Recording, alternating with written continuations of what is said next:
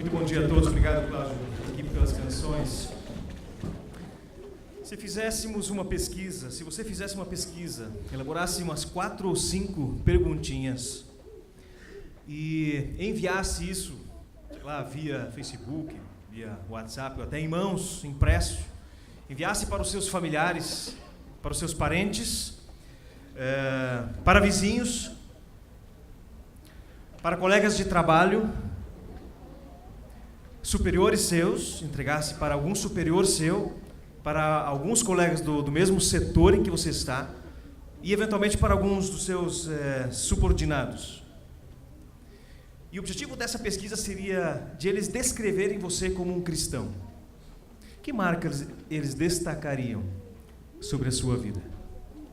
Pense um pouquinho sobre isso. Como eles descreveriam você? Que características, que marcas ficariam marcadas ou estão sendo marcadas?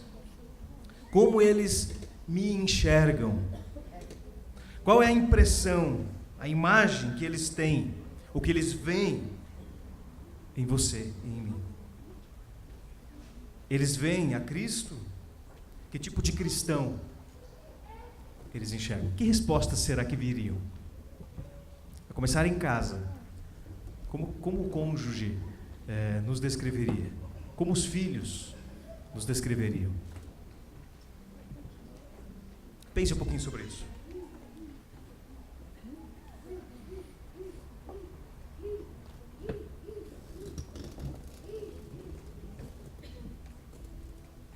Tranquilo? Só coisa boa? Maravilha. Então podemos começar o culto, estamos todos em paz, 100%, né? Avaliação máxima aí dos nossos relacionamentos. Quem dera fosse assim, né? Estamos lendo o livro na Maratona Bíblica?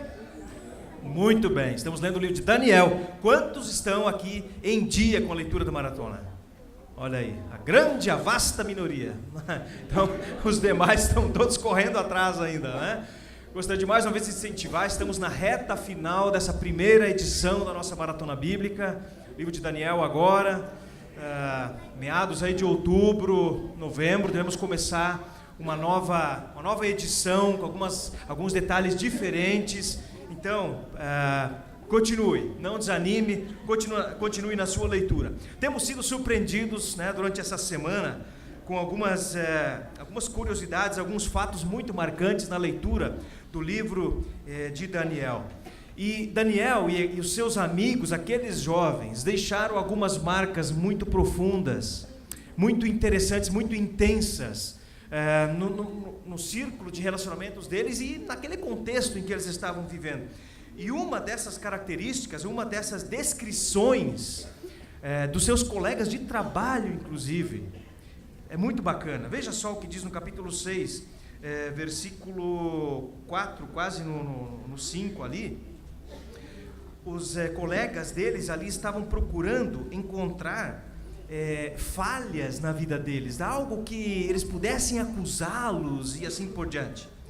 E olha só a descrição: não puderam achar nele, em Daniel, falta alguma, pois ele era, em primeiro lugar, fiel, não era desonesto, nem negligente. Quem de nós não gostaria de ser descrito, entre outras coisas, com características iguais a essa? Não encontrar falta alguma, pessoas fiéis, honestas e não negligentes, principalmente nas questões de Deus. Diz o texto anterior, capítulo 3, versículo 28, em que todos foram obrigados, na verdade, a se prostrar diante da imagem de Nabucodonosor. Vejam só a afirmação de Nabucodonosor: louvado seja Deus de Sadraque, Mesaque e Abednego, que enviou o seu anjo e livrou os seus servos. Eles confiaram nele, desafiaram a ordem do rei, preferindo abrir mão de sua vida a prestar culto e adorar a outro Deus que não fosse o seu próprio Deus. Aqui a descrição do superior deles, na verdade, sobre essa atitude deles, de não abrir mão da sua fé, dos seus valores, daquilo que eles acreditavam que era o correto. E aí vem o confronto para mim e para você. Diariamente nós somos bombardeados. Não muito longe da nossa casa, até mesmo dentro de casa muitas vezes. A nossa fé, os nossos valores, o nosso jeito de ser pode ser questionado, pode ser confrontado, armadilhas podem ser armadas com o objetivo de nos derrubar, de nos fazer pecar, de nos fazer abrir mão, eventualmente, de algum princípio, algum valor. Que Deus nos ajude, que o Senhor nos ajude, que a nossa comunhão uns aos outros, assim como, obviamente, Daniel e seus amigos viviam nessa comunidade, nessa pequena comunidade, círculo de amigos, e eles juntos tiveram esse propósito: galera, vamos nos ajudar, não vamos nos contaminar, vamos permanecer firmes. Esse é um convite para nós, e tomara que o culto de hoje, tomara que a nossa celebração possa nos incentivar, possa mais uma vez nos incendiar, possa fazer nosso coração vibrar por Deus, pelas coisas de Deus, e que jamais abramos mão. Esses frutos, esses resultados, na verdade, são naturais, e à medida que nós permanecemos conectados a Deus e às coisas dele, obviamente que essas características vão aparecer de uma forma natural. E tomara que nessa carta, por que não, né? A gente fazer um projeto daqui a pouco de enviar uma cartinha assim para os nossos parentes e os nossos colegas, para eles fazerem uma descrição: que tipo de cristão você enxerga em mim? Por que não fazemos um exercício desse, para deixarmos nos surpreender positivamente e, quem sabe, em áreas que nós podemos e devemos ainda melhorar? Alguns instantes de oração, vamos refletir sobre isso. Quero convidar você a se aquietar agora e orar sobre isso, fazer essa autoavaliação, ver como está a nossa vida, como estão os nossos valores, como está a nossa fé, como está a defesa da nossa fé, dos princípios e valores diante da sociedade, diante das mais diversas situações que nós enfrentamos e que vivemos no nosso dia a dia. Não é fácil, sabemos disso. Mantemos a nossa fé, mantemos a nossa postura, abrimos mão, como temos agido? Ore sobre isso.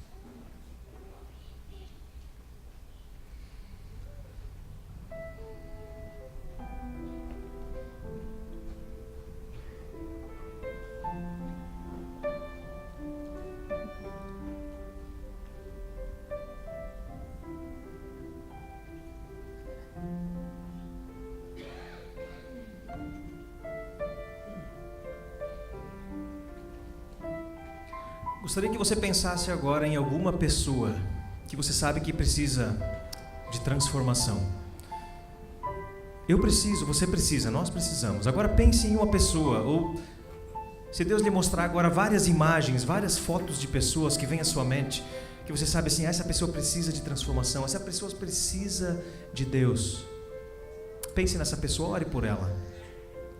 Ore por ela, por elas. Não sei quantas pessoas Deus está colocando no seu coração agora. Deus salve essa pessoa, Deus abra o entendimento dessa pessoa, Deus liberte essa pessoa do engano, da mentira, do pecado. Ore por ela.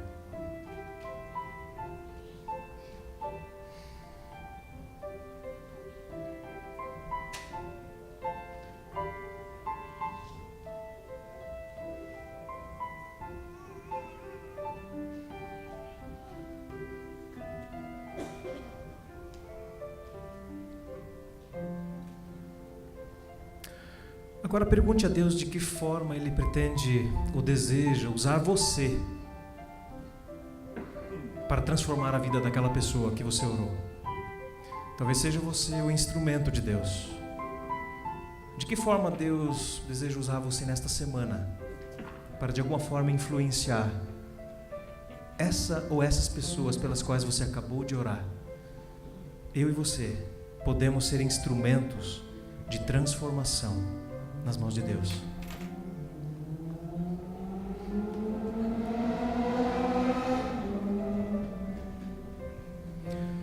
Obrigado, querido Deus, pelo exemplo, pela inspiração de Daniel e seus amigos, por esses jovens que decidiram não se contaminar, esses jovens que se uniram em torno de um propósito, fizeram esse pacto de amizade, de comunhão, e decidiram manter-se fiéis ao Senhor, pagando o preço que fosse.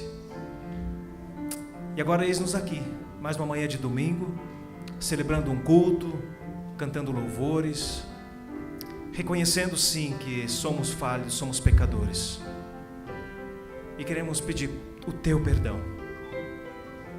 Receba o nosso clamor, receba a nossa oração, as pessoas pelas quais oramos, que a tua salvação alcance cada uma. E eis-nos aqui como servos, como instrumentos. Usa-nos, dá-nos sabedoria, discernimento, criatividade para influenciar as pessoas dos nossos relacionamentos. E acima de tudo, Senhor, seja louvado, seja exaltado, seja engrandecido nesta manhã de culto, mas principalmente com a nossa vida. Ajuda-nos a sermos um culto prático, um culto diário, em todos os momentos, em todas as áreas. Louvamos o teu nome, Senhor Jesus. Amém. Amém. Deus abençoe a nossa vida e a vida das pessoas pelas quais nós oramos também. Bom, não sei se você, tenho certeza que você já ouviu falar em xenofobia, ou não?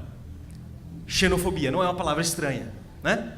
Xenofobia, em palavras simples, é um sentimento muitas vezes negativo, um temor em relação a pessoas de outra cultura, pessoas de outra nacionalidade, coisa que não acontece em nosso meio, graças a Deus, né? Xenofobia, já ouviu falar. Homofobia você ouviu falar certamente também. Aliás, as bandeiras estão hasteadas em tudo que é canto, né? Homofobia, aquele medo, aquela insegurança e sentimentos também negativos em relação às pessoas que estão dentro da homossexualidade. Agora, você já ouviu falar em pogonofobia? Quem já ouviu falar em pogonofobia? Levante a mão. Fernandão certamente já ouviu. Não? Pô, Fernandão, ninguém ouviu? Pogonofobia. É um medo, ou até em certos casos, um pavor em relação à barba. É sério, gente. Pogonofobia. Se você não sabe, ou não sabia o que era pogonofobia, muito provavelmente você se enquadra nesse número de pessoas consideradas pogonofóbicas, que são pessoas que têm pavor a quem usa barba.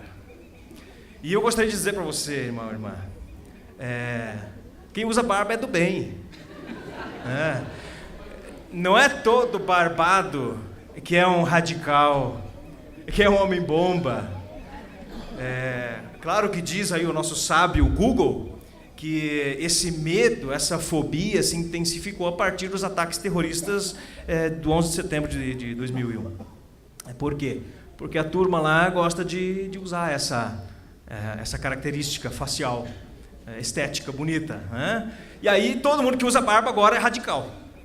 Bin Laden, né, Norman? E outras coisas mais. Então, irmãos, fiquem tranquilos. Deus nos fez assim. Não temos culpa de termos tendências à barba, né, Fernandão?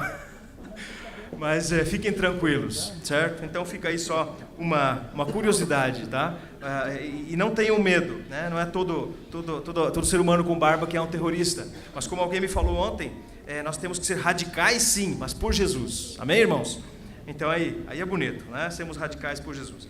Bom, brincadeiras à parte, alguns recados importantes. Hoje não apareceu no telão por alguma falha técnica, mas estão aqui todos no nosso informativo, né? Nosso boletim. Estão aqui próximos eventos, né? Bacanas, encontro de casais, temos almoço.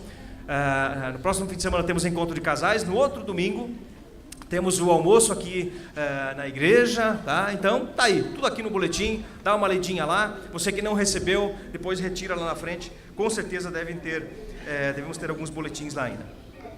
Agora uma questão, não que as outras não sejam importantes, mas uma questão muito importante.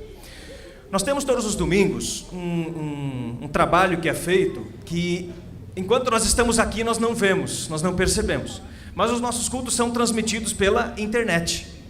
Então, Tem muitas pessoas que acessam a internet e acompanham os cultos, até mesmo acabam conhecendo a nossa igreja através desse recurso. Fato é que o Zé Carlos tem se desdobrado e tem feito isso praticamente sozinho. Então, nos últimos domingos, ele compartilhou hoje que tem sido bastante difícil essa sobrecarga, isso não tem sido legal, inclusive para a sua família, e nós queremos colocar isso diante de vocês. Nós não podemos ter ministérios com uma pessoa só. Se nós consideramos essa função de relevância e de importância e que deve continuar, então nós precisamos de voluntários para fazer isso. A exemplo dos outros trabalhos que nós temos, quanto mais pessoas nós tivermos, melhor a escala e menos sobrecarga. Então fica aqui a dica, né? Zé Carlos compartilhou isso hoje. Se nós não tivermos pessoas que se voluntariem para ajudar, a partir do próximo domingo, ponto final. Até nós termos, mais uma vez, pessoas e conseguimos montar uma equipe para transmitir os nossos cultos pela internet. Nós não podemos permitir que famílias sejam eventualmente prejudicadas por conta de ministério. Aí é tiro no pé, como nós falamos na nossa reunião de oração hoje. Então, irmãos, é uma decisão nossa. Eu não gostaria de sobrecarregar você que já está em algum ministério, fazendo, cumprindo sua função. Por favor. Não podemos deixar que uma pessoa faça 5, 10 coisas e outros, de repente, não façam nada ou façam pouco. Nós somos uma comunidade, somos uma igreja, somos um corpo, temos muitos dons e podemos, sim, dividir as tarefas. Então, está aqui a necessidade. Então, se você quiser aprender, quiser saber como funciona, basicamente é ficar lá em cima, monitorando a filmagem e durante o culto e cuidando dessa parte aí. Você não sabe, pode aprender. Tá? Não é difícil. O Zé Carlos está disposto, inclusive, a ensinar, dar as dicas e tudo mais. Mas precisamos de pessoas para fazer. Então fica aí esse apelo, fica aí esse clamor. E se não, obviamente, como já mencionei, repetindo, se não tivermos uma equipe, se não tivermos voluntários, então encerramos esse ministério temporariamente, assim como já fizemos com outros, porque ministérios se fazem com pessoas, né? Então fica aí esse pedido. Temos um pedido de oração. Eu imagino que vários receberam hoje de manhã ainda a mensagem do Márcio. Ele coloca assim: amanhã às 7 da manhã pretendemos decolar com os pastores e líderes da Junta de Missões Nacionais da Convenção Batista para Coari. Visitaremos 4 comunidades onde eles estão atuando. Voltaremos segunda-feira à tarde. Orem por segurança e também que dessa viagem possa ser feita uma boa parceria de longo prazo. Então, vários imagino que tenham recebido, mas quem não recebeu, está aqui então o pedido do Márcio. E com certeza nós queremos orar por isso também e queremos fazê-lo agora. Tá? Então, convido você a orar com alguém que está ao seu lado, se preferir orar sozinho também, fique à vontade, sem constrangimento. Nós vamos orar pelo Márcio, pela missão lá na Amazônia, por essa viagem também. Oremos?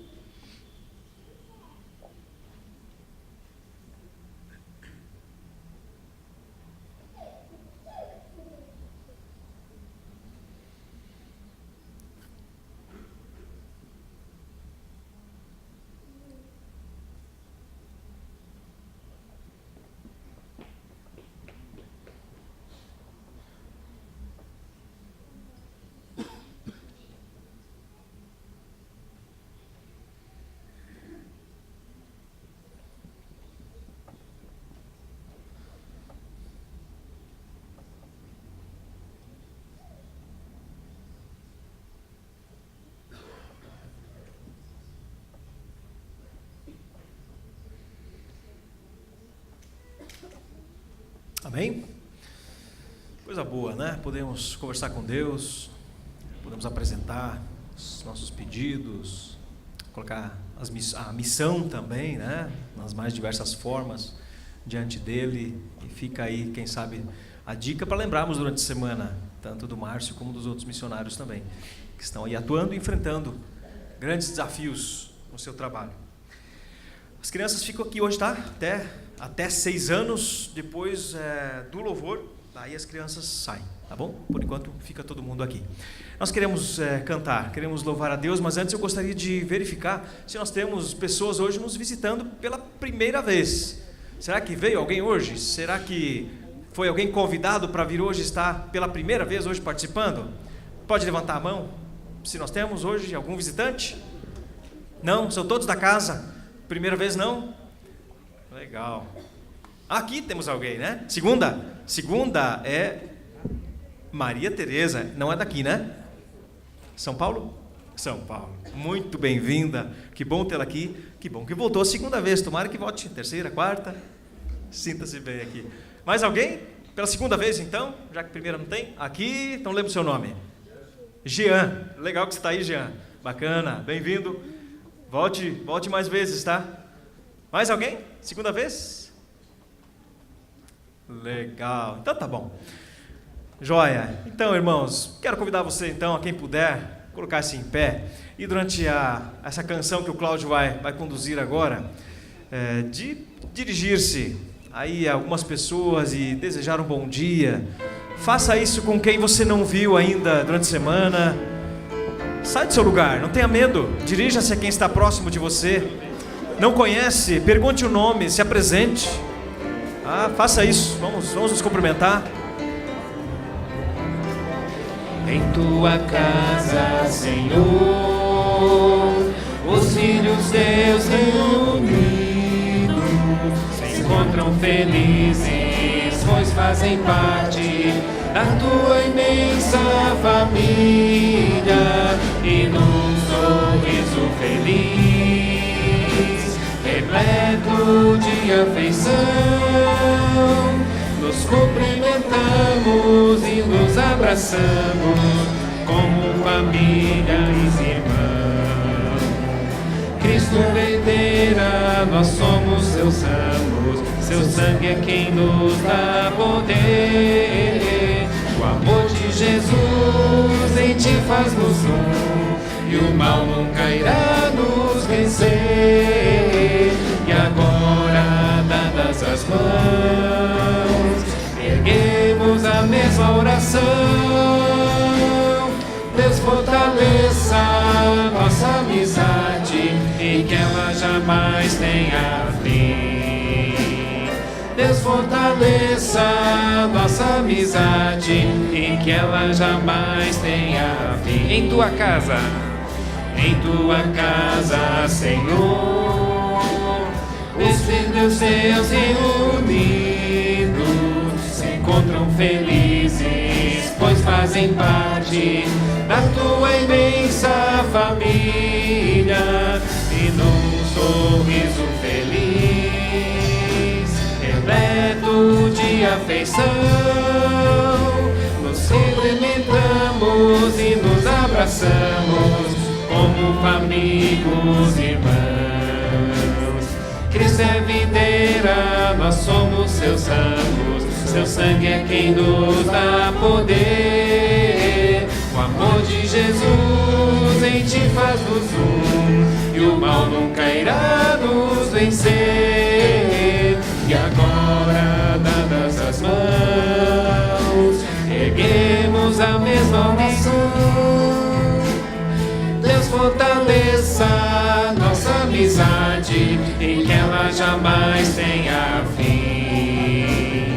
Deus fortaleça nossa amizade e que ela jamais tenha fim. Continuando, já cantamos no primeiro período, cantar um Deus que é grandioso, Deus que temos muitas histórias na Bíblia, né? As obras que ele fez e os reis que se curvaram a ele, não é verdade? Nabucodonosor, como já foi falado, e tantos outros, né? Reis se prostrarão, né? E a esse Deus nós queremos adorar, nós também queremos nos prostrar segundo a ele, né?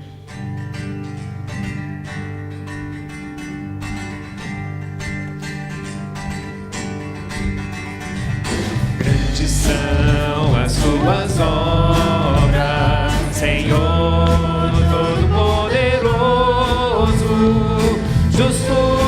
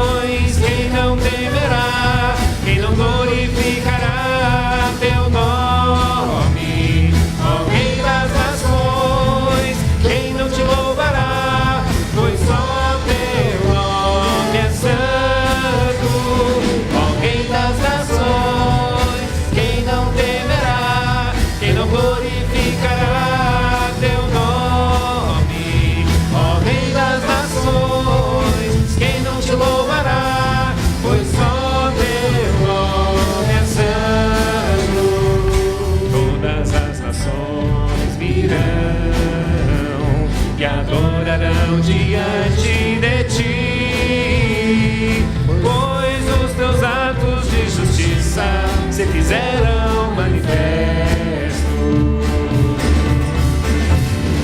Todas as nações virão e adorarão diante de ti, pois os teus atos de justiça se fizeram manifesto. Ó Rei das nações, quem não temerá, quem não glorificará teu nome? Ó Rei das nações, quem não te louvará, pois só teu nome é santo. Ó Rei das nações, quem não temerá, quem não glorificará seu nome? Ó Rei das nações, quem não te louvará, pois só teu nome é santo.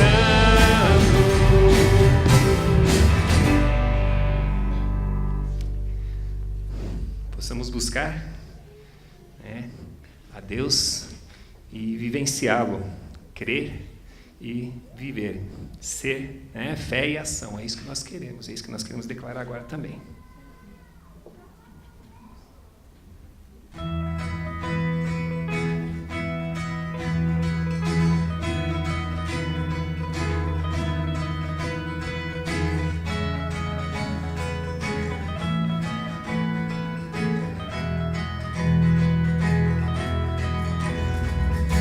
Abra os olhos do meu coração, abra os olhos do meu coração, quero te ver,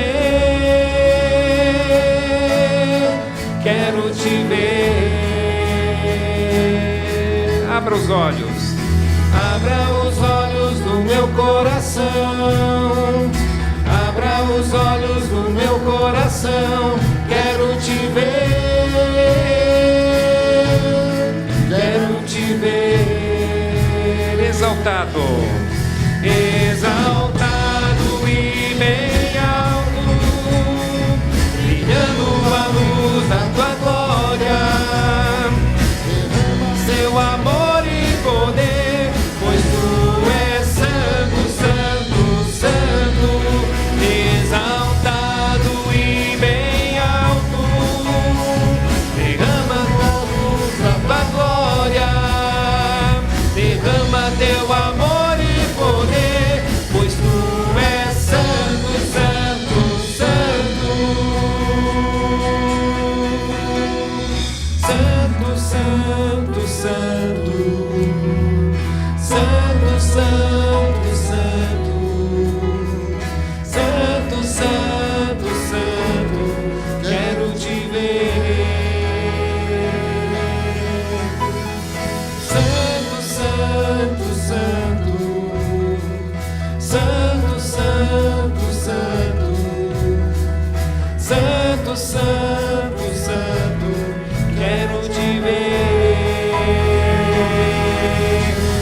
Exaltado e bem alto, brilhando a luz da tua glória, derrama teu amor e poder, pois tu és santo, santo, santo, exaltado e bem alto, brilhando a luz da tua glória, derrama teu amor e poder, pois tu és santo, santo, santo,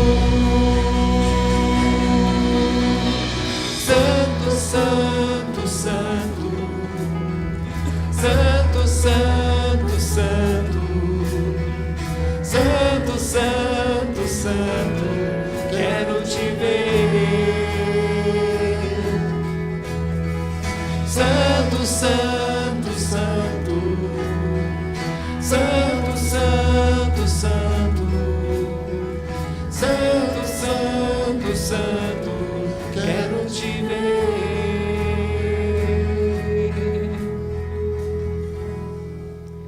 Possamos declarar isso, que Deus é santo, não só declarar, viver e não nos envergonhar de sermos cristãos, né?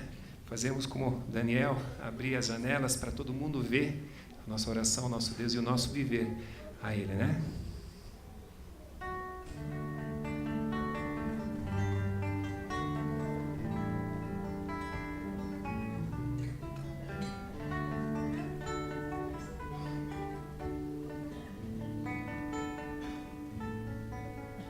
Senhor, formoso és, tua face eu quero ver, pois quando estás neste lugar, tua face invade.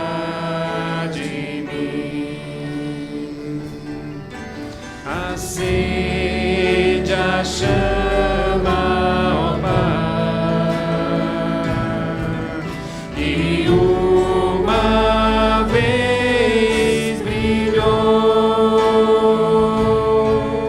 vem limpar, brilhar, resplandecer o meu primeiro amor. Acende a chama. Acende a chama, ó Pai, que uma vez brilhou, vem limpar, brilhar, resplandecer o meu primeiro amor. Vem limpar e brilhar. Vem limpar, brilhar, resplandecer o meu primeiro amor. Essa é a nossa oração, né? Nós adoramos um Deus todo-poderoso. Nós não nos envergonhamos dele. Que a gente possa estar nos renovando diariamente. Igreja, pode sentar.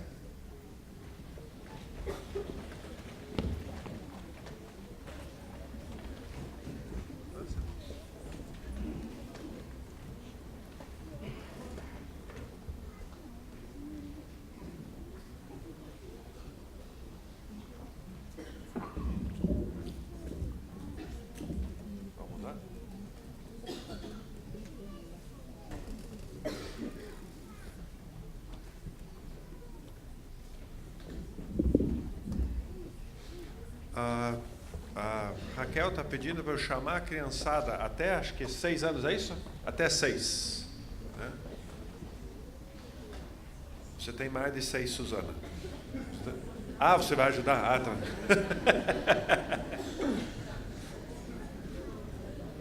Assim, dar na cara, evitar a gente fica complicado, né?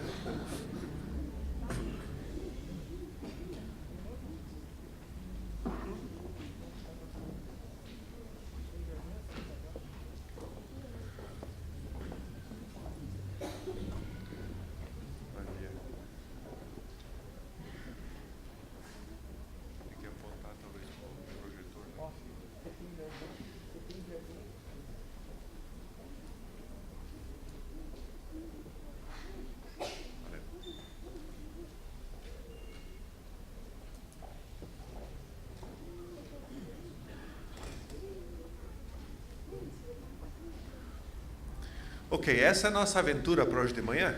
Queria só reagir um pouco em cima do que o Altair falou sobre a questão de pessoas para ajudar. Às vezes a gente tem que usar uma linguagem um pouco chula para a gente entender a realidade. Então me perdoe, mas eu vou pegar um pouco pesado aí. Tá? Eu tenho um colega meu do Paraguai que estava fazendo justamente uma referência a 1 Coríntios 12, onde fala da ilustração de que todos somos, né, a ideia do corpo de Cristo e cada um de nós representa um dos membros do corpo. Ele falou assim: a maior parte das pessoas na igreja tem o dom de ser bunda.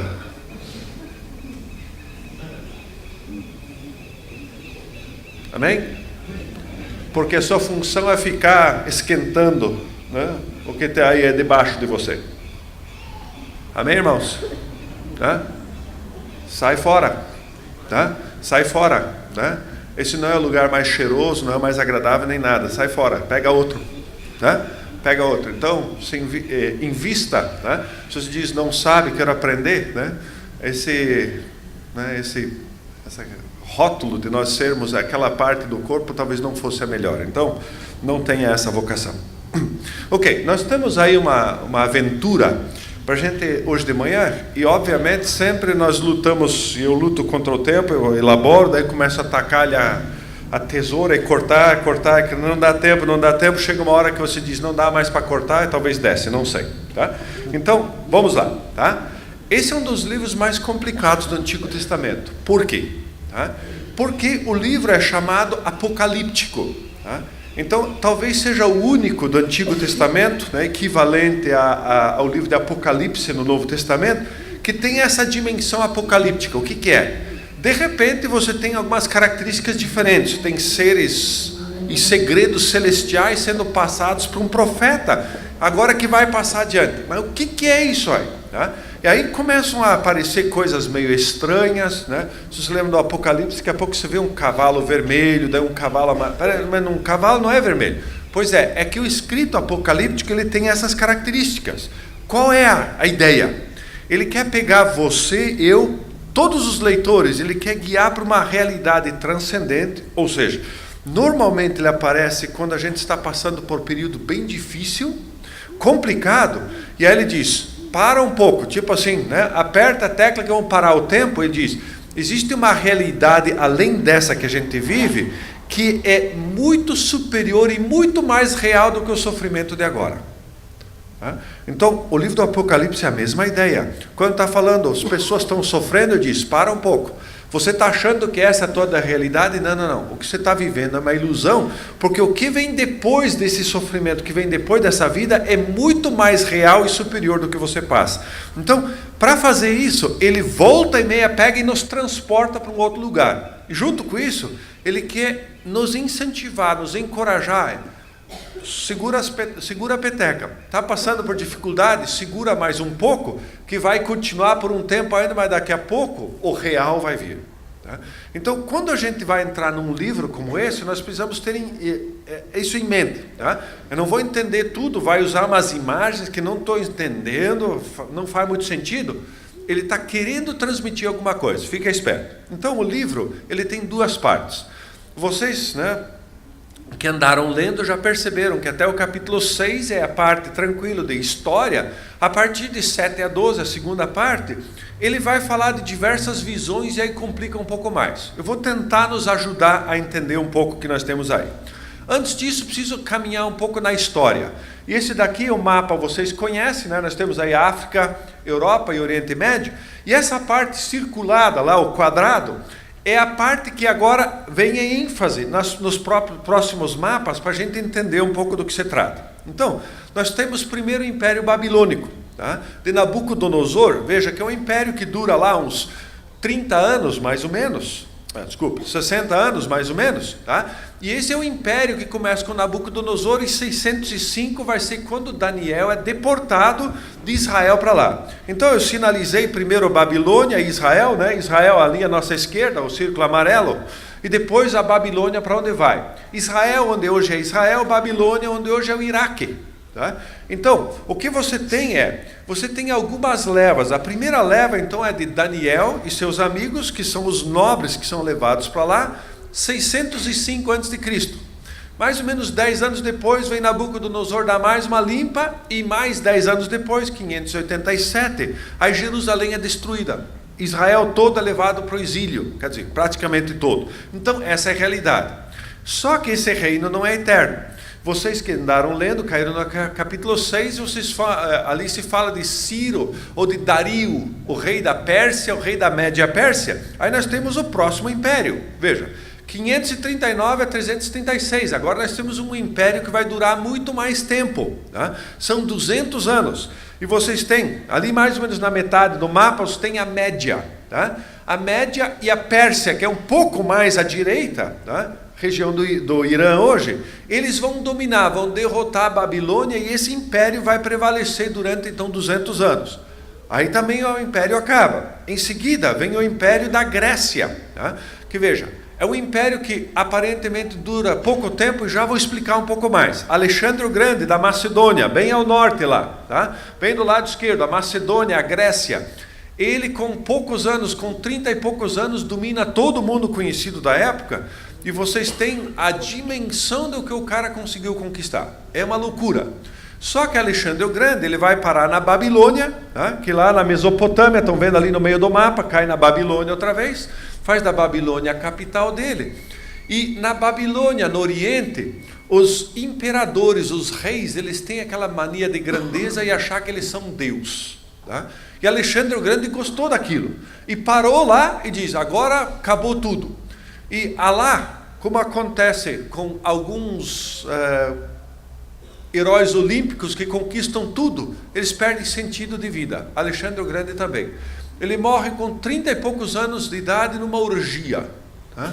Literalmente, o cara está virado às avessas. Tá? Ali ele morre. Depois dele, então, acontece que esse império é dividido nos 4 generais dele, e o que nos concerne aqui para o livro de Daniel e para a história, só essa divisão que você tem ali, os Ptolomeus, que está na parte de baixo, que é o Egito, essa região, e os Seleucidas, que é a parte do norte ali, tá? Da Babilônia, Média ali, a Síria.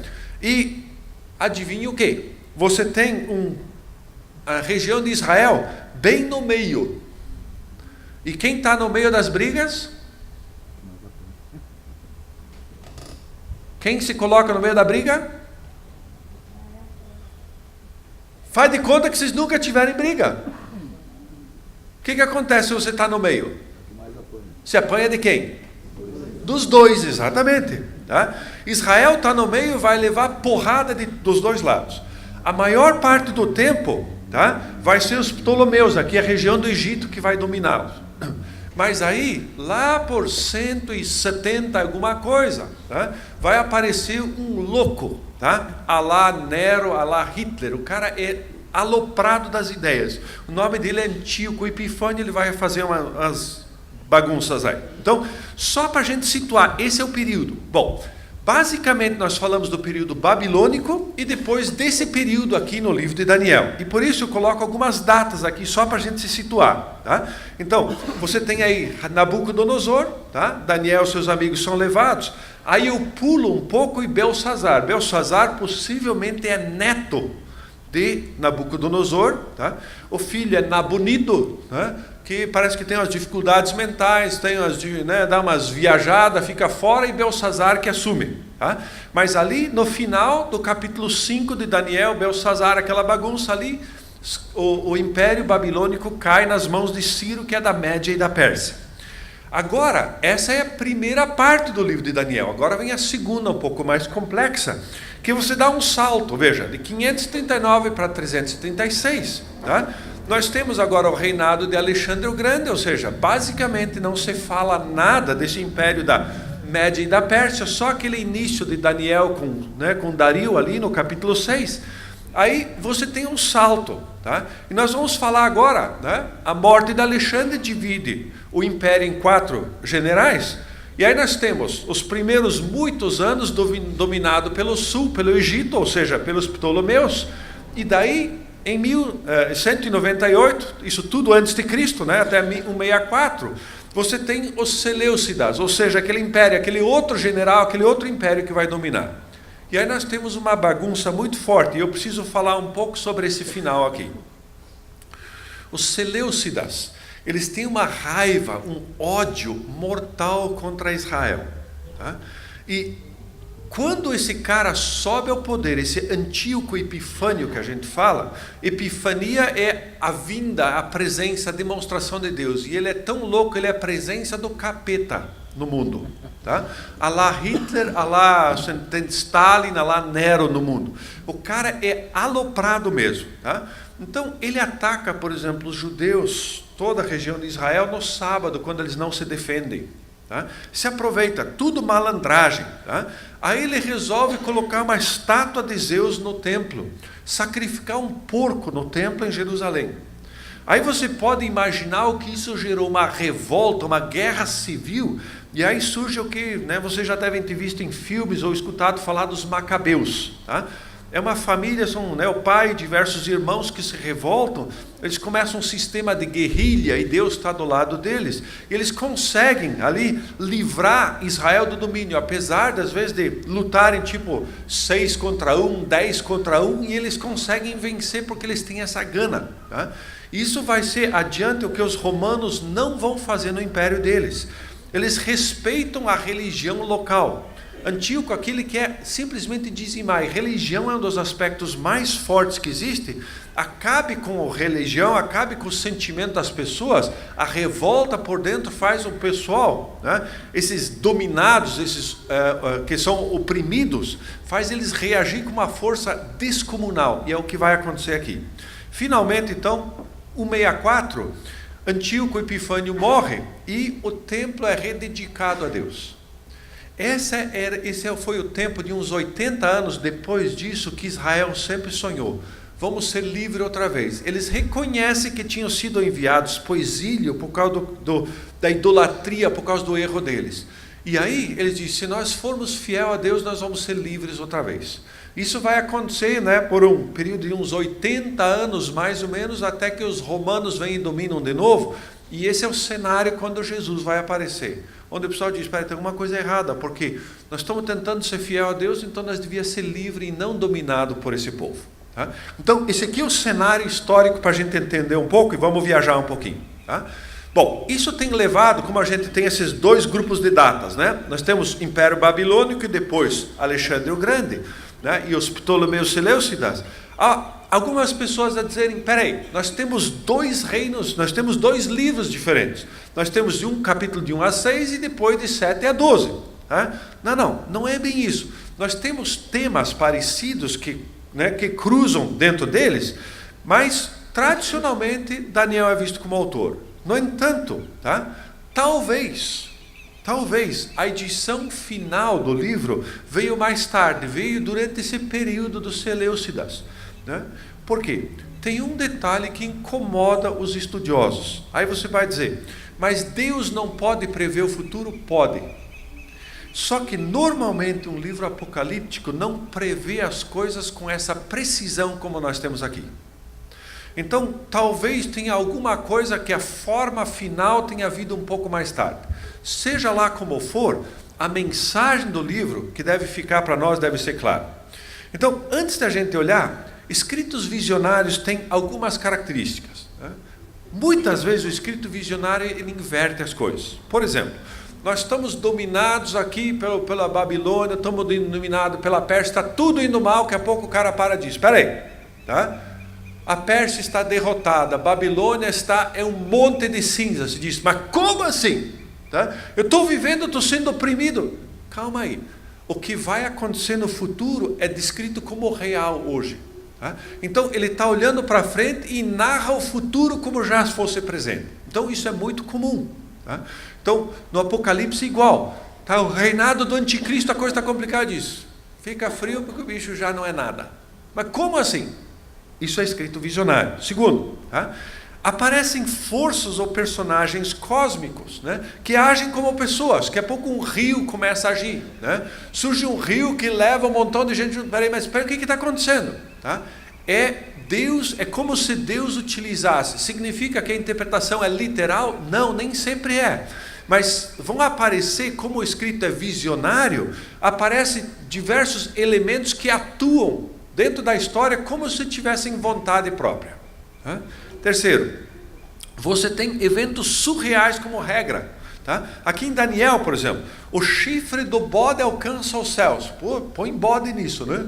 Tá? Cara, é loucura, não vai acontecer, não é literal, mas é como se fosse, e ali ele arranca, tá? Ele vai derrubar as estrelas de lá. Como assim? Porque isso é um escrito apocalíptico, ele narra simbologias diferentes. E por final, tá?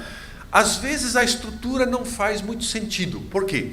Ele narra uma coisa, daqui a pouco ele impactou você, daqui a pouco ele narra outra, daqui a pouco... Aí você quer ver a ligação histórica exata de um para o outro, às vezes não tem. Porque é um sonho, cara. Tá? É uma visão, então ele vê um pedaço, daqui a pouco vê outro, e ele quer impactar, quer deixar uma mensagem para você. Então, não tente entender tudo literalmente, nem logicamente a sequência das coisas, porque um escrito apocalíptico não tem essa característica. Tá? Bom, espero que ajude você na leitura adiante dos outros capítulos, assim como a leitura de Apocalipse. Um dos grandes problemas da leitura de Apocalipse é que o pessoal quer ver uma sequência cronológica. O problema é que eles têm uma cena no céu, uma na terra, uma do anticristo, uma da vitória, aí o cara pira. Tá? Pois é, o livro não é para ser cronológico, o livro é para impactar você. Viu a cena, entendeu? Ok, agora vamos para uma outra cena, sacou? Tá? Agora uma terceira. E de alguma forma elas conectam, mas não é cronológico como nós gostaríamos. Ok, vamos então dar uma olhada rapidinho na estrutura. Tá? A estrutura não é simplesmente uma história, a estrutura é... Tá? Nós queremos ver como Deus está olhando para essa situação. Então, capítulo 1, né? Fidelidade de Daniel, nós já entramos em detalhes. O sonho do Nabucodonosor, a libertação da fornalha, que o Altair já chamou a atenção. Nós temos o segundo sonho, né? O sonho da árvore de Nabucodonosor. Belsazar, o neto de Nabucodonosor, que é um pirado das ideias. E finalmente agora, né, o Daniel, que vai parar na cova dos leões. Até aqui é tranquilo.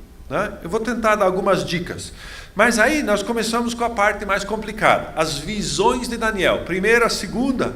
Daí tem a questão das 70 semanas, que possivelmente tem uma interpretação por seus dias, mas ela tem explicações adiante, que talvez revertam para o tempo da destruição do templo em Jerusalém, e quem sabe para o fim dos tempos também. E, finalmente, a última visão. Então, vou tentar nos conduzir um pouco nesses capítulos para a gente ter a noção, tentar amarrar o saco no final.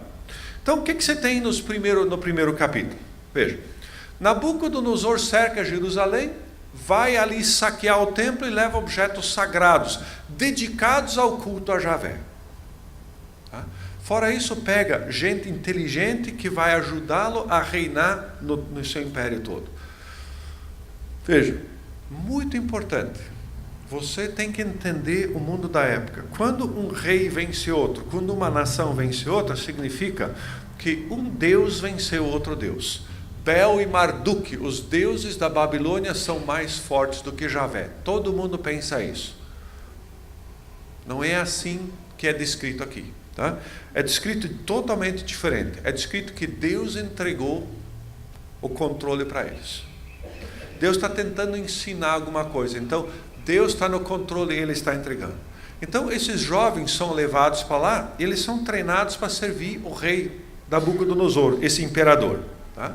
Primeira coisa, recebe nome babilônico. Porque os nomes normalmente têm um significado, e Daniel é Deus é meu juiz, Javé é meu juiz. Ele diz, sem chance. Eles mudam o nome para Beltesazar, que é ligado com o Deus Bel.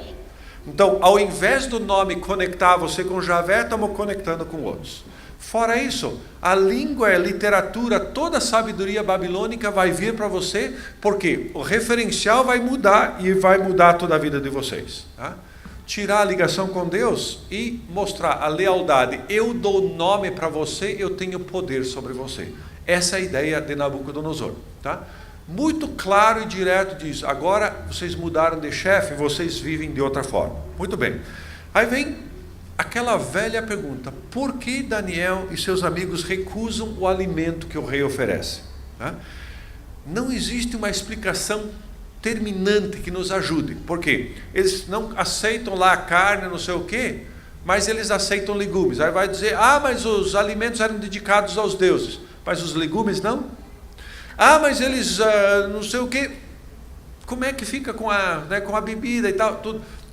Basicamente, a regra possivelmente eles queriam evitar essa assimilação.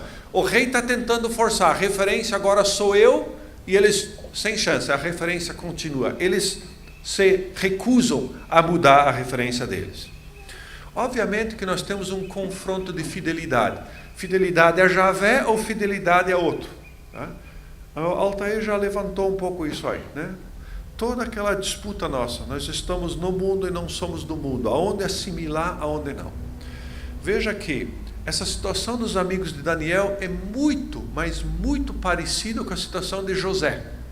ele é levado para um outro país, para uma outra nação. Não é ele não fez nada para merecer. Os irmãos que venderam, Daniel e seus amigos são fiéis, mas o povo é infiel, são levados para o exílio. E apesar disso, dizem, independentemente se eu sou culpado ou não, eu vou ser fiel a Deus. Tá? E o futuro está na mão de Deus, mesmo que nós estamos pagando pelo pecado do outro. Tá? Bem interessante. Deus deu graça para eles, eles são descobertos mais saudáveis que outros, né? Não é nem de duvidar, porque os caras começam a enxugar demais ali. Tá? Mas aqui agora vem uma jogada interessante. Deus capacita eles não só fisicamente a ser saudável, mas mentalmente estão mais acordados. E Daniel a interpretar sonhos. Saca o lance. Vocês vão ser instruídos em toda a sabedoria babilônica, literatura, a referência. Mas quando os caras resolvem permanecer fiel, a verdadeira sabedoria vem do alto. Tá? O escritor jogou isso assim, fica esperto porque tem mais coisa vindo. Ou seja, a verdadeira sabedoria vem de Deus. Provérbios diz, temor do Senhor é o princípio de toda a sabedoria. Você pode saber tudo, conhecer tudo sobre tudo. Se você esquecer dessa estrutura, se esquecer de Deus, que tudo procede de Deus, você se perde na jogada. Tá? Muito bem, capítulo 2. Nosso amigo Nabucodonosor tem um sonho e ele aparentemente esqueceu o sonho. Talvez ele não esqueceu. Talvez ele sabe muito bem qual é o sonho, mas os caras que estão posando de mágico, que conhece os deuses, conhece mesmo? Então diga o que eu sonhei. Tá? A gente, mas o cara é louco. Mas esses caras que acham que são Deus, eles são loucos mesmo. Tá? Quando você tem o cara dizendo, né? Porque Deus olhou para mim e disse, eu sou o cara, você pode dizer que o cara está achando que é Deus. Né? E aqui ele faz a mesma coisa. Bom, então chama os magos, chegam os caras na sabedoria, me dizem o que eu sonhei, me digam o que eu sonhei depois da interpretação. Óbvio que eles não conseguem. Eles protestam, nos digam o que foi que... Não, vocês estão querendo ganhar tempo, já corta a cabeça de todo mundo. Mas é louco, é assim mesmo. Tá? Ele é aloprado. Tá? E a coisa chega em Daniel também. Bom, Daniel pede tempo e Deus dá para ele a interpretação do sonho. Outra vez o lance da sabedoria que procede de cima. Tá? E o sonho é o quê? Tá? Você tem uma tremenda de uma estátua com essas características. Tá? Então, ouro, prata, bronze e depois ferro. Tá? Então, a interpretação tradicional correta dentro do livro é Babilônia, Média, Pérsia e Grécia. Alguns, eles juntam a Média e a Pérsia, e daí vão dizer, então, Babilônia, Média, Pérsia, Grécia e Roma. Tá? No final, ainda você tem os pés de ferro e barro, que está demonstrando a fragilidade. Você não consegue misturar ferro e barro, não dá liga. Tá? E por final, então, vem uma pedra que esmaga. Tá? Como é que é? É mais ou menos essa dimensão aqui. Tá? Então, você tem uma estátua que está representando a honra, a dignidade. E, obviamente, Nabucodonosor está no topo. Só que esse sonho termina dessa forma. Vem uma bruta de uma pedra e bate na estátua, e como esses pés são de ferro e barro, não dá liga, vai esmagar tudo. Ou seja, esses reinos são todos colocados por Deus, são temporários. Vai chegar o momento onde Deus derruba tudo e estabelece o seu reino sobre a terra. Essa é a ideia. Tá? Os reinos vão e vão. Tá? Ou seja, Nabucodonosor, você que bate no peito e diz, eu sou o cara, baixa a bola. Tá? Você é colocado por Deus e responsável por Deus pelo que você faz. Nabucodonosor, aparentemente, de fato, baixa a bola. Ele diz, verdadeiramente, o vosso Deus é Deus dos deuses, o Senhor dos reis e o revelador de mistérios. Aí diz, não sou mais eu, é Ele. Tá? Mas não dura muito pelo jeito. Tá? Então, veja, outra vez, eles foram instruídos em toda a sabedoria, mas na hora H falha tudo. Por quê? Porque o essencial ficou de fora. Só Javé concede sabedoria. E veja, é impressionante, eles estão no exílio, tão longe da terra prometida que Deus deu para eles, e mesmo assim, eles reconhecem, eles ficam fiéis a Deus nessa situação. Tá? Capítulo 3, a fornalha ardente. Tá? Muito bem, o Nabucodonosor esqueceu, construiu uma estátua de uns 30 metros de altura. Tá? Não sabemos se é a própria estátua ou, né, o pilar, depois a estátua em cima, mas o conjunto da obra 30 metros. 30 metros é um prédio de 10 andares. Tá? Tranquilo? Naquela época, loucura. Tá? Bate no peito e diz: eu sou o cara. E se alguém se recusar a me reconhecer como rei, nós queimamos o cara. Tá? Joia. Os amigos se recusam. Imediatamente são denunciados. Por quê? Né? Dor de cotovelo sempre teve. Tá? Muito bem. O rei gosta deles, quer dar uma chance para eles. E a resposta deles é assustadora. Tá? O Deus a quem prestamos culto pode nos livrar. E Ele nos livrará das tuas mãos. Mas se Ele não o fizer, saiba, fica sabendo, não vamos prestar culto aos teus deuses, mas sem chance. Aqui nós temos uma novidade na jogada. Porque o Antigo Testamento sempre está dizendo o seguinte: faz o que é correto e termina bem. Faz o que é correto e termina bem. Aqui, de repente, eles reconhecem que pode não terminar bem e mesmo assim diz, sem chance. O que está acontecendo? Eles entendem a dimensão mais profunda. Você se colocar ao lado de Jesus não significa necessariamente que tudo vai ir bem com você. Tá? Baixa a bola e diz: quem manda é Ele, Ele sabe o que é melhor, e se Ele achar por bem, tranquilo. Porque eu encontrei a verdade, encontrei a razão da vida, e não interessa se eu vou levar vantagem ou não. Tá? Bom, Deus os livra e o rei quebra. Veja agora qual o resultado. Ao invés do decreto, agora todo mundo se ajoelha aqui, o decreto muda. Tá? Todo povo, nação, língua que proferir blasfêmia contra o Deus desses caras, seja despedaçado. Conclusão: não há outro Deus que possa livrar. Estão vendo? Ele já teve no primeiro capítulo, no segundo, no terceiro, demonstrações de que quem é o verdadeiro Deus é lá em cima. Mas a gente tem dificuldade de crer, principalmente contra aquilo que a gente gosta. E aí, nós temos talvez uma das situações muito incomuns, que a fidelidade deles, tá, pode levar ao martírio, e eles, tranquilo. Mas o rei é impulsivo, ele é louco, ele continua. Capítulo 4. O rei tem um sonho com uma tremenda de uma árvore, tá? E tudo se abriga debaixo da árvore, e daqui a pouco vem uma ordem de alguém cortar a árvore. E ele quer saber do que se trata, e chama Daniel. E Daniel diz: olha, você é essa árvore. Tá? Você é o imperador. Tá? Você supre de todo mundo. Só que... tá? Você está batendo no peito. Tá? Esse cortar dessa árvore significa que, se você não baixar a bola, Deus vai cortar o barato. Tá? E a coisa não vai terminar bem. Bom, um ano mais tarde, o rei começa a olhar e bate no peito e diz: essa é maravilhosa Babilônia que eu fiz, eu sou o cara. Pum, ficou louco. Tá? Ele fica louco. Tá? Então é quase como se fosse esquizofrênico. Tá? Até que ele muda de atitude, e aí o sonho se cumpre. Ele retorna ao reinado. Tá? Ele volta. Qual é a ideia por trás disso? Quem bate no peito e diz: eu sou o cara, ele fica louco. Ele faz coisas absurdas. Tá? Veja que o nosso capitalismo, nosso sistema capitalista é exatamente isso. Que tudo é dinheiro, tudo é progredir, tudo é... Daqui a pouco você não se interessa, você arrebenta funcionário, se arrebenta fornecedor, se arrebenta tudo por causa de um sonho que você tem. Isso é loucura. Você perde a cabeça. Nabucodonosor fez isso aí. Tá? O poder é dado por Deus, mas quem não reconhece, quem não vive segundo esse padrão que vem de cima, ele pira, ele vira bicho. E talvez você trabalhe para um bicho. Ou talvez você seja um bicho. Tá? Analise a sua própria vida.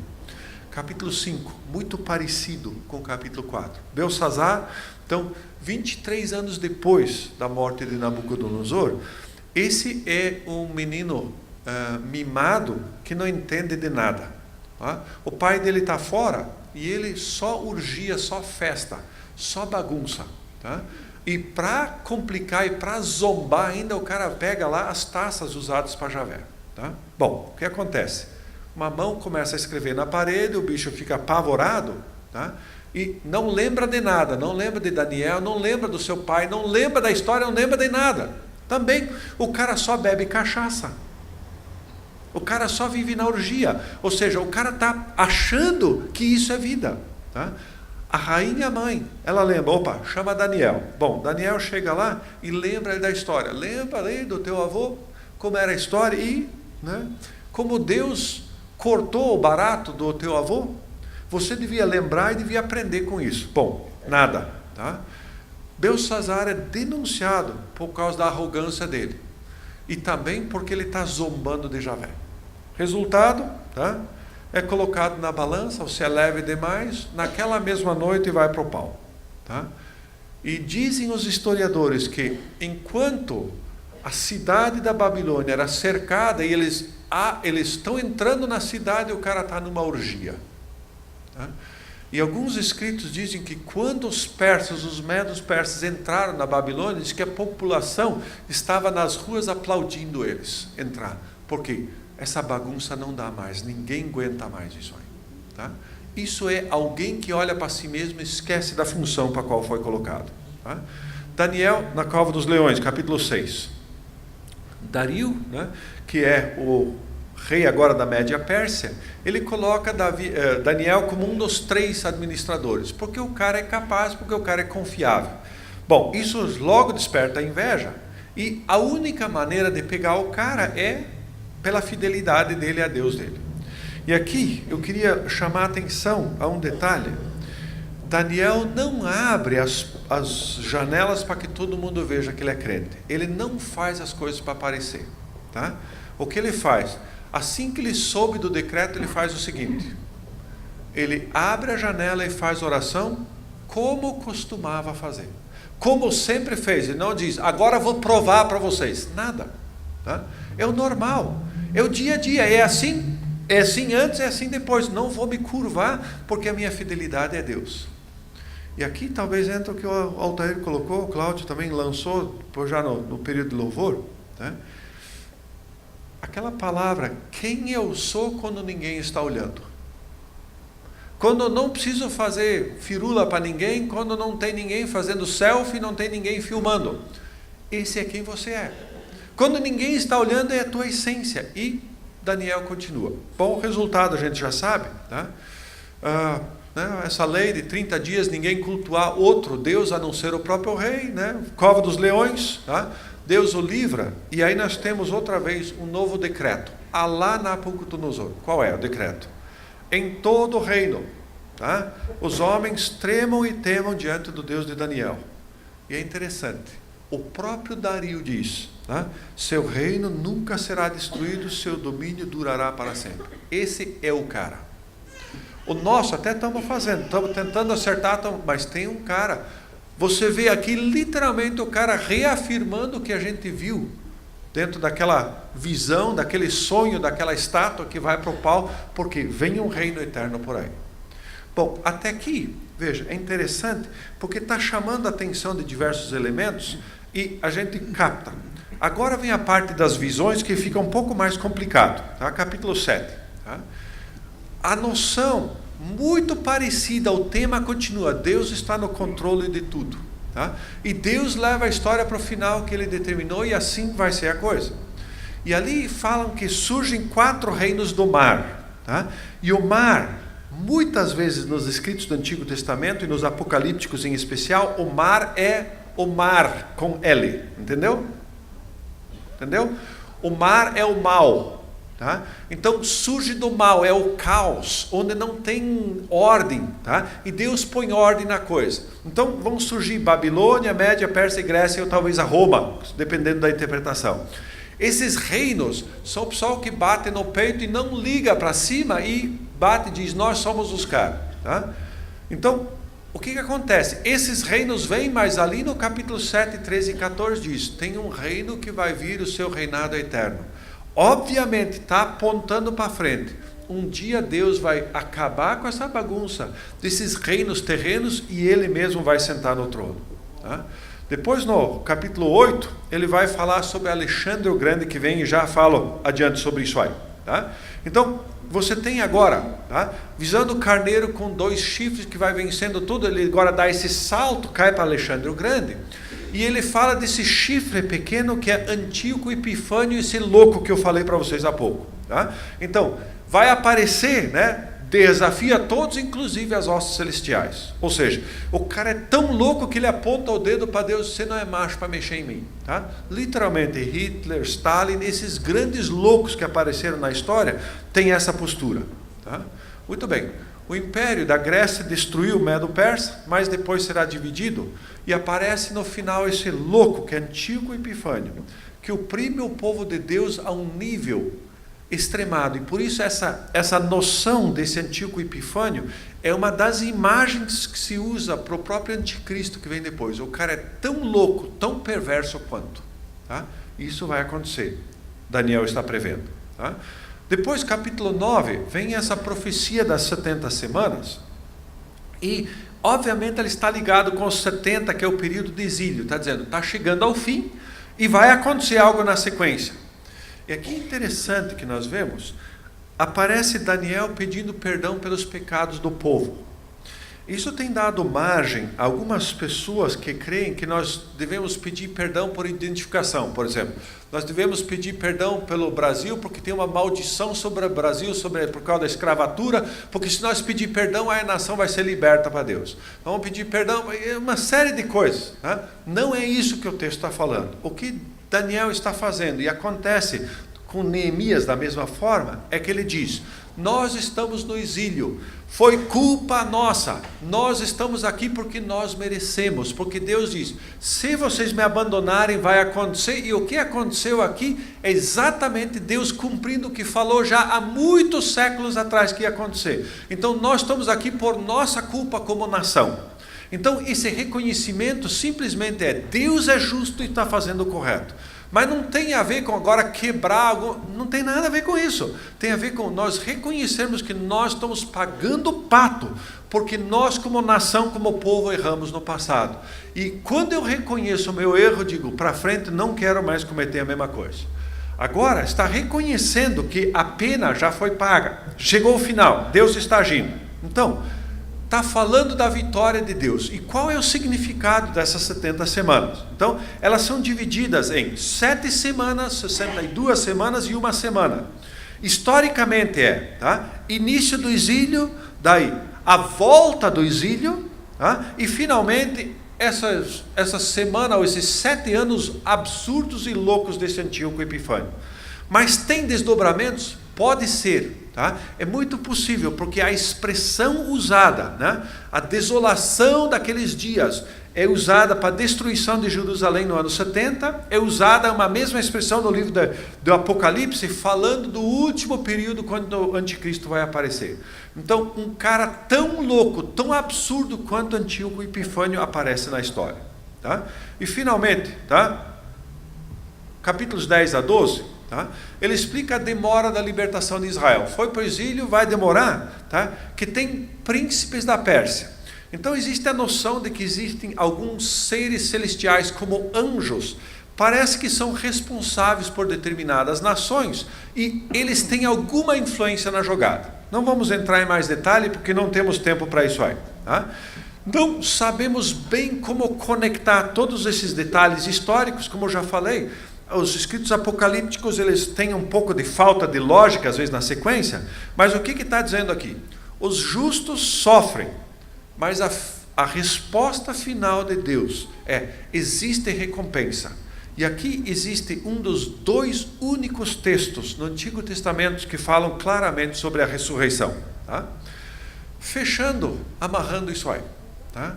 Esses livros falam que Deus é soberano sobre tudo e todos. Tá?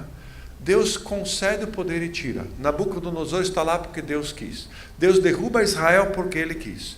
Mas não significa que Javé perdeu. Veja o que diz ali. O Senhor entregou nas mãos, e inclusive esses utensílios, porque Deus está no controle disso. Ok, vai acontecer isso para ensinar vocês alguma coisa. Tá? Mas quando acontece, Deus derruba. Ou seja, aquela imagem da estátua, estão lá na sequência, quando acontece o momento de Deus derruba. Tá? O próprio Nabucodonosor, no capítulo 4, veja como ele reconhece. Tá? Portanto, eu agora louvo, exalto, glorifico ao Rei dos céus, porque todas as suas obras são corretas, seus caminhos são justos. E agora, ele pode humilhar aqueles que batem no peito e dizem, eu sou o cara. Então você vê que a atuação de Daniel está ensinando para os grandes imperadores do mundo a situação. Tá? Reis recebem poder para governar. Mas o fato de que você tem poder não significa que agora você esquece tudo. Você é criado por Deus, colocado debaixo dele para agir pelos padrões dele. Tá? Quando você faz, você reflete a imagem de Deus, que ele reina e colocou você como administrador. Mas, quando eu faço isso, veja, eu reino debaixo da autoridade de Deus, os padrões de Deus são refletidos adiante para o que eu faço. Mas nem sempre isso acontece. Tá? A hora que eu achar que eu sou Deus, tá? Eu tiro o reinado dele, e a hora que Deus achar que ele chegou, vai substituir um céu de dias, ou seja, aquele que era desde o princípio, que vem no final, ele estabelece o reino que não acaba mais. Mas saiba, você que segue a Deus, isso pode demorar mais do que você gostaria ou do que você pensa. Vou aceitar Jesus e amanhã está tudo resolvido. Não está. Por quê? Deus está escrevendo a história dele, e você não é o centro da história. Tá? Você não é o centro. E o último ponto, toda a noção de fidelidade que aparece tão forte. Tá? Veja, Deus permite que os líderes de Israel errem. Eles levam o povo para a idolatria, todo mundo sofre, eles e o povo também. No meio disso, Daniel podia bater no peito e dizer, eu não fiz certo, eu não tenho culpa com nada, não me identifico, não tenho nada com isso. Tenho sim. Eu vou mudar a história. Ele vive diferente. E Deus recompensa a fidelidade dos seus. Tá? Então, tira eles de situações, o livro de Daniel é uma atrás da outra. Mas lembra, Deus pode nos livrar, e se Ele não fizer, não tem problema. Continua fiel até o final, porque Ele é o cara. Porque Deus está escrevendo a história dele, do reino dele. Eu não sou o centro do mundo. Tá? Então, aqui nós vemos algo impressionante. Veja, Daniel e seus amigos são chamados a não fugir desse mundo, mas se envolver nesse mundo. Ser um testemunho acerca do reino ali, no império mundial, no meio de toda aquela idolatria louca. Isso gera resultados incríveis. Que tipo de incrível? Você já percebeu quem é o evangelista nesse livro? É Nabucodonosor, é Dario. Esses caras que desafiam Deus lá de cima, daqui a pouco essa reviravolta, os caras soltam um decreto e dizem, quem falar mal de Javé, vamos cortar em pedacinho. O cara que não sei o que, vamos jogar na cova dos leões. Ele muda. Por quê? Por causa da postura de fidelidade. Mesmo assim pode demorar. E eu não posso presumir. Belsazar é louco, então Deus tem que cortar ele rapidinho. Bom, levou mais tempo do que a gente pensa. Tá? Em uma situação, no Antíoco levou muito tempo, no Belsazar foi na mesma noite. No outro leva mais tempo, no outro leva menos tempo. E quem é que está certo? Deus é que está certo, e Ele escreve do seu jeito. Mesmo assim vivemos num mundo injusto, sim. E termina assim. Tá? A recompensa pode vir depois da morte. Diz assim, muitos que dormem no pó ressuscitarão, uns para a vida eterna, outros para a vergonha. Os que forem sábios resplandecerão, e os que converterem a muitos para a justiça brilharão como estrelas. Esse é o resultado. Mas pode levar tempo. Esse mundo é injusto? É. Você vive no mundo errado? É. Às vezes a igreja reflete esses padrões, infelizmente. Não deveria ser, mas acontece. Mas a fidelidade nossa é Ele. E Ele age no tempo dele, da maneira dele. Qual é a pergunta para nós que Daniel fica? Acho que duas. Tá? Primeiro, entender que eu e você somos regentes, corregentes por Deus. Deus nos criou, mas nós estamos debaixo dele. Você como pai, como mãe, você não pode fazer o que você pensa que deve. Você é colocado debaixo de Deus e reflete os teus parâmetros para os seus filhos, para a sua firma, para a sua vizinhança, porque você está refletindo Deus. Quando você não faz, Deus uma hora vai dizer, olha, acabou o tempo. Mas você tem a chance de ser esse testemunho, testemunhar acerca do reino de Deus no mundo. Segunda, pergunta de fidelidade. Você é fiel porque traz resultado imediato para você? Isso é mercenário. O cara que é fiel diz, nos bons e nos maus dias. Isso é você? Isso é eu? Essa assimilação ao mundo, ela é perigosa e tende a nos dominar. Que Deus tenha graça sobre mim e sua vida, tá? Na reflexão sobre essas questões. Tá? Eu comi um pouco do nosso tempo, nós caminhamos um pouquinho além. Então, com uma oração, eu gostaria de nos despedir e vou pedir perdão para vocês pela música, que fica para uma próxima daí. Pode ser? Vamos orar?